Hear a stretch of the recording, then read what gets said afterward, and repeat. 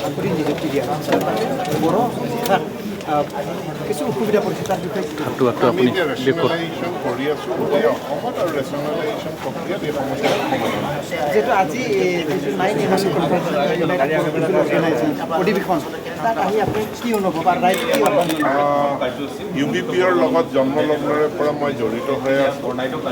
বড়ো চুক্তিৰ জৰিয়তে BTC সৃষ্টি কৰাৰ পাছত বড়োলেণ্ডৰ বাহিৰত BTCৰ বাহিৰত যিসকল বড়ো লোক থাকি গ'ল তেওঁলোকৰ সমস্যাসমূহ সমাধান কৰাৰ কাৰণে ইউনাইটেড বড়ো পিপলছ অৰ্গেনাইজেশ্যনৰ জন্ম হৈছিল আৰু শেহতীয়াকৈ ভাৰত চৰকাৰৰ লগত যি শান্তি চুক্তি হ'ল সেই শান্তি চুক্তিৰ মাধ্যমেৰে Bodo Kachari welfare autonomous council এখন সৃষ্টি কৰি BTCৰ বাহিৰত থকা সমূহ বড়ো জনগণৰ সমস্যাসমূহ সমাধান কৰাৰ কাৰণে চৰকাৰে পদক্ষেপ ল'লে আৰু অতি সুন্দৰভাৱে এই পৰিষদখন চলি আছে আৰু যিহেতু বড়ো সমাজৰ কাৰণে কিছু অসুবিধা পৰি আছে তাৰ বিষয়ে চৰকাৰে কি নিৰ্দিষ্টভাৱে আমি এতিয়া এফালে BTC আনফালে Bodo Kachari welfare autonomous council দুয়োখন কাউন্সিলে উন্নয়নক আগুৱাই লৈ যায়